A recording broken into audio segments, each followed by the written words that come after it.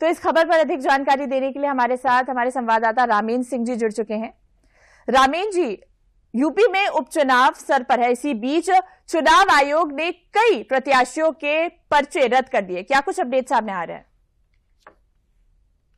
कि चुनाव आयोग जो पर्चे रद्द करता है उसका एक आधार होता है कि क्या क्या है। चुनाव आयोग ने कह रखा है सारे अधिकारियों से कि अधिकतर लोगों को चुनाव लड़ने की अनुमति दी जाए, लेकिन जब कमियां होती हैं तब पर्चे रद्द होते हैं। सामान्यतः पर्चे रद्द नहीं करता है चुनाव की जो भी मिशनरी है, वो पर्चे रद्द नहीं करती, क्योंकि चुनाव आयोग का मानना है कि अधिक से अधिक लोग चुनाव में भागीदारी करें, अधिक से अधिक लोग चुनाव लड़े, सामान्य लोग भी चुनाव लड़े, राजनीतिक दलों से अलग हट के लोग चुनाव लड़े। तो जो भी पर्चे खारिज किए गए हैं उनमें मेजर कमियां थी, उनके कारण पर्चे खारिज किए गए। बरसात जी, राबिन जी, ये देखा गया कि मुजफ्फरनगर की मीरापुर सीट से सबसे ज्यादा जो प्रत्याशियों के पर्चे खारिज किए गए, क्या वजह देखने को मिल रही है? देखिए, मुझे मीरापुर ऐसी सीट है जहां से बड़ा समृद्ध इलाका है वो, और वहां सामान्यतः लोक दल के अलावा भी लोग चुनाव लड़ने आते हैं, तो कहीं न कहीं त्रुटियों के कारण खारिज किया गया।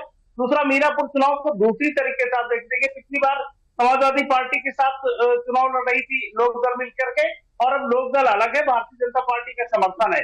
तो कभी कभी ऐसा होता है कि कई पर्चे इसलिए भरे जाते हैं कि हमारा पर्चा खारिज हो तो 3-4 लोगों के अलग से पर्चे भर दिए जाते हैं, तो चुनाव आयोग उसको भी मॉनिटर करता है, कहीं न कहीं कमियां होंगी, इस कारण से पर्चे खारिज किए गए। पर्चे खारिज करने का कोई और दूसरा आधार नहीं होता है, जब तक कमियां नहीं होती तब तक नहीं खारिज किए जाते। तमाम चुनौतियां, जैसे चंद्रशेखर उधर की भी चंद्रशेखर चुनाव लड़ रहे, पिछली बार समाजवादी पार्टी के साथ थे, इस बार वो स्वतंत्र चुनाव लड़ रहे हैं। बीएसपी पहले बाई इलेक्शन में चुनाव नहीं लड़ती थी, इस बार चुनाव मैदान में, तो तमाम और चुनौतियां भी हैं। पर्चे खारिज करना एक प्रक्रिया का हिस्सा है, जो चुनाव आयोग और चुनाव कमीशन खारिज करती है, वो एक प्रक्रियागत है, उसमें कमियां पाई जाती तभी खारिज किए जाते हैं। बरसात जी, रामीन जी, ये भी देखा गया है कि क्या ये जो चुनाव आयोग ने जो पर्चे लोगों के खाली किए हैं, ऐसा माना जा रहा है कि इसका असर उपचुनाव में पड़ेगा, क्या कुछ इस पर कहना चाहेंगे? नहीं, इसका कोई असर नहीं पड़ता। देखिए क्या है ना, ये ऐसे लोग हैं जिनके किसी राजनीतिक पार्टी का पर्चा नहीं खारिज हुआ, आप इसको इस तरह समझिए।